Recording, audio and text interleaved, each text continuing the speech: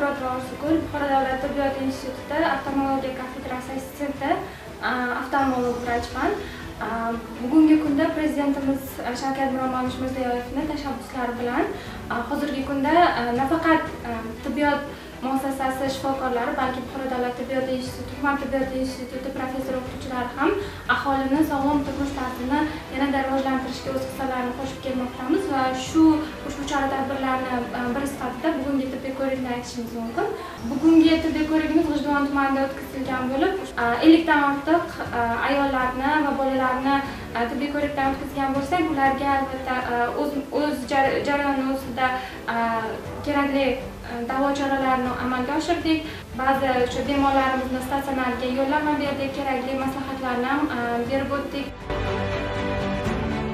Oilaviy shifokorlik punktimizda chuqurlashtirilgan tibbiy ko'rik bo'lib o'tdi.